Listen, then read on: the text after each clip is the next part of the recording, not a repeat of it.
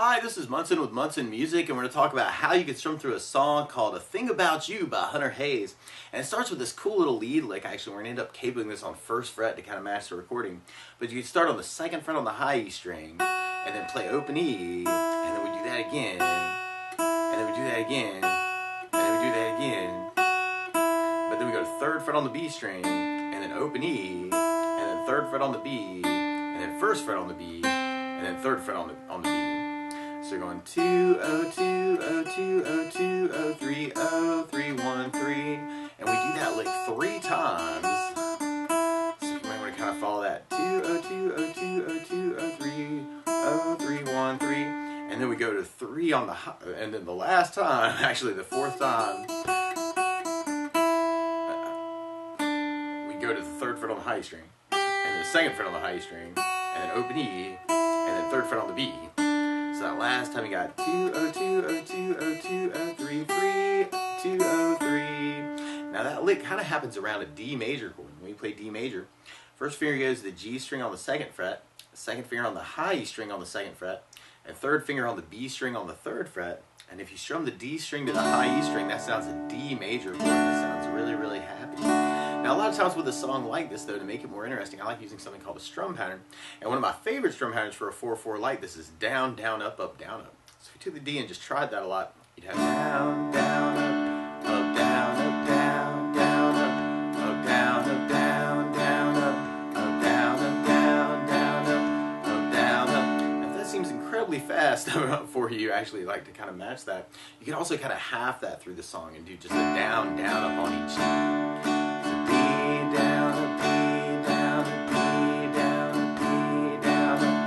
From there, we'll be going into our verse part, and our verse starts on an A major chord. When we play A major, first finger goes to the D on the second fret, second finger on the G string second fret, and third finger on the B string on the second fret. And if you strum all those together, that sounds an A major chord, and it sounds really, really happy. Now for your A, randomly, if you're kind of digging on these voicings, you can do something called an A7 sus, where you do first finger on the D string second, second finger on the G string second, third finger on the B string third, and the pinky on the high E string third. You might want to kind of think about using that for your A major too.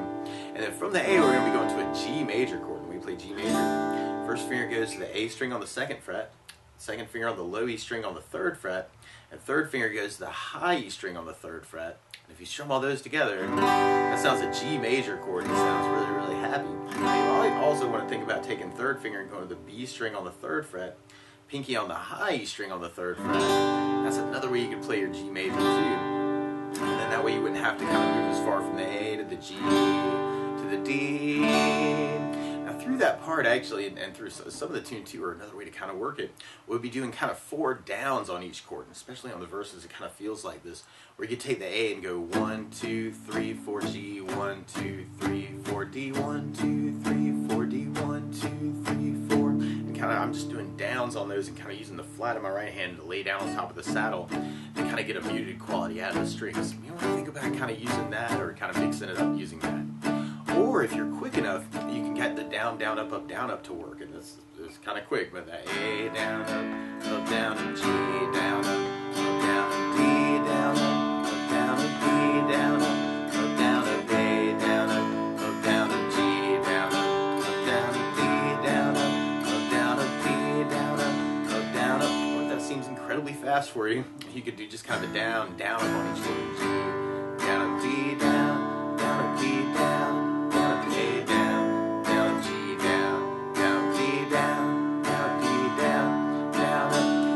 Then we'll be going into our chorus part. And our chorus starts on a B minor chord. And if you know the bar B minor, we'll talk about an easier way to play this too.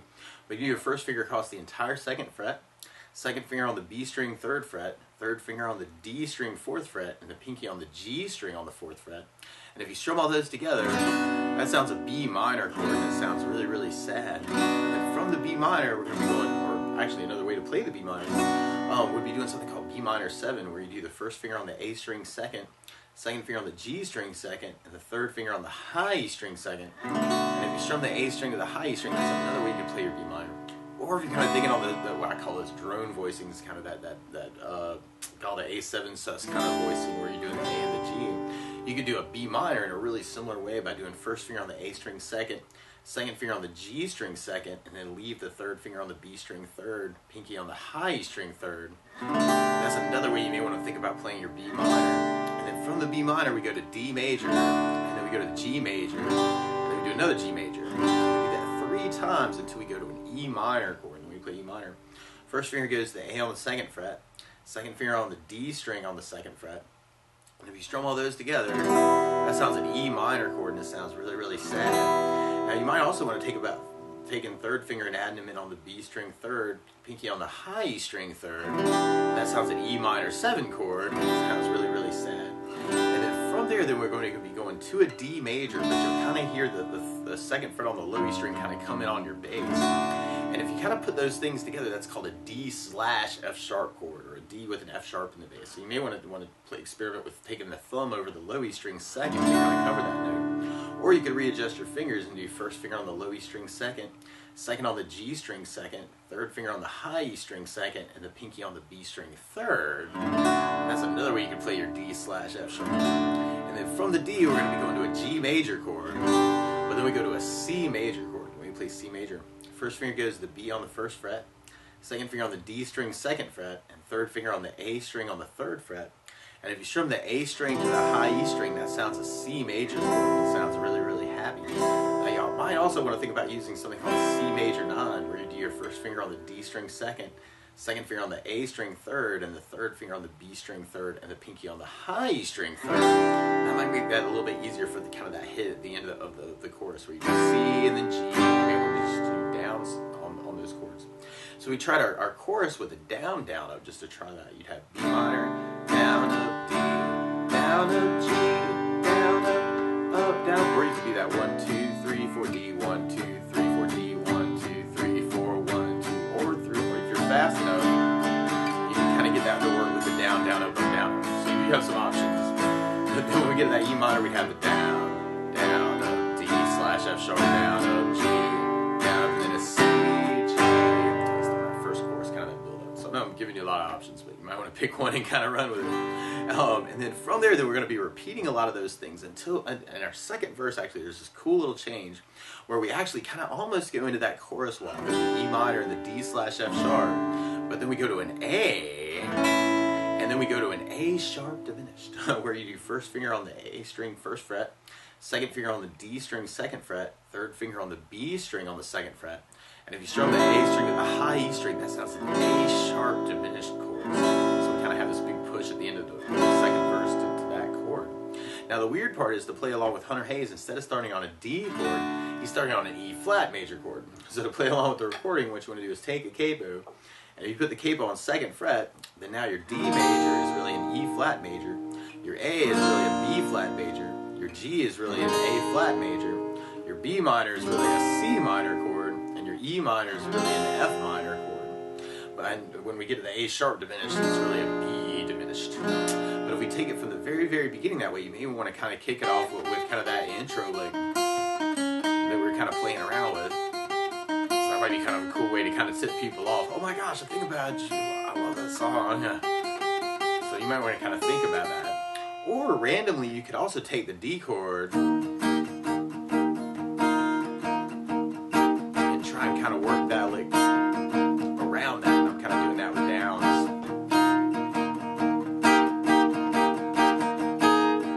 You know, or you could even try that with the strum pattern actually.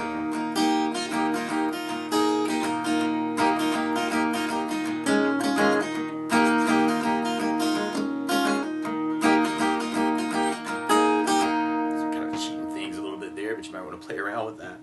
Or you could do just the down, down, up, and that would be kind of a quick pace. That down, down, down, down, down, down, down, down, down, down, down, down. Or you could do just the down, down, up actually. Down, down, down, down, down, down, down. So we want to kind of pick away and kind of run with it. And then from there, we'll be going into our verse part. And on our verse, you could do just that 4 downs on each one. A, 2, 3, 4, G, 8, 2, 3, 4, D, 2, 3, 4, D, 2, 3, 4. Or you can do the down, down up on each chord. Or if you're quick enough, you can get that down, down, up, down up chord.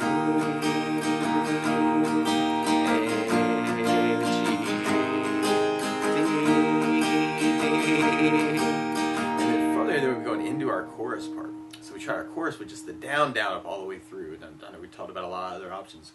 But you have B minor, down, up, D, down, up, G, down, up, G, down, up, B minor, down, up, D, down, up, G, down, up, G, down, up, B minor, down, up, D, down, up, A, down, up, A, down, up, B minor, down, up, D slash F sharp, G, and C, G is kind of that big push. And then from there, we go into like a little piece of our intro part. So you might want to kind of bring back that lick, or just kind of ride that out on the D chords. And then from there, we go back into our verse part. Now, one other thing I think about adding to this song, though, is bass notes. And a lot of times on that first down of the down, down, up, down, up, or the down, down, up, you can run a bass note for the chord. So on the A, you'd have the A string for your bass. On the G, you'd have the low E for the bass. On the D, you'd have the D string for the bass. And on the E minor, you'd have the low E for the bass.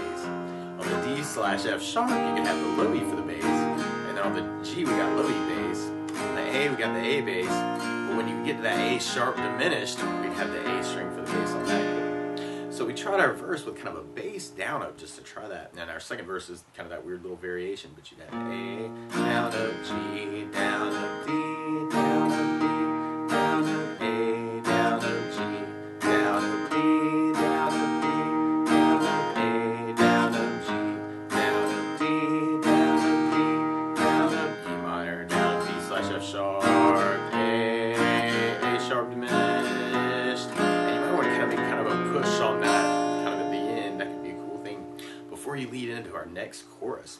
So we try our chorus with a bass down up. We have B minor with the A bass, D with the D bass, G with the E bass, B minor with the A bass, D with the D bass, G with the E bass, B minor with the A bass, D with the D bass, A with an A bass, B minor with the E bass, D slash F sharp, G with the E bass, and then C, G is kind of that push at the end. And then from there, we go into a solo part, and form-wise, this is just like our intro kind of on the beat. So if you are quick enough, actually, that bass down, up, can be a very cool thing too, or a bass down, down, or bass down, up, could be very cool. So you could do D with kind of that bass down, up, down, through the bass down, up, or D with the bass down, down, through the bass down, up. And then from there, we go into our bridge part. It kind of mixes up a lot of those things we've been talking about. So we tried that with a bass down, up. We'd have B minor with the bass down, up, bass down, E minor with low E bass down, up, bass down, G with low E bass down, up, G with low E bass, and kind of a big push on a G. Or if you're digging all the bass down, up, and this can always be cool. You have B minor with an A bass, E minor with low E bass, G with low E bass, G with low E bass, and kind of a big push. And then from there, we'll be going into our last chorus. Which our last chorus with kind of that bass down, up, down, up, or bass down, up, or mixing them up. And actually, that can always be really cool. We'd have B minor, D with D bass, G, B minor, D, G, B minor with A bass, D with D bass, A with A bass. And we kind of redo that B minor, D, and then the A. One more extra time before we go into our B minor, D slash F sharp, G, C, G. And then from there, we go into our outro part, which is kind of like our intro, but at the very end, you'll kind of hear a big C, G push, and then kind of a big D major at the end. So what you may want to do actually is kind of take all these different ideas that we've been talking about, the downs, or the bass down, up, bass down, up, bass down, up, bass down, up, or the down, up, or the down, up, or the bass down, up, and kind of figure out a way that kind of works for you actually through that part. So D, or if you know other licks around those chords, feel free to kind of take this lesson and embellish it any way you want to. At the very end of the outro, you got C, G, and then a big D at the very end. But that's the basics of how you could strum through A Thing About You by Hunter Hayes. So good luck!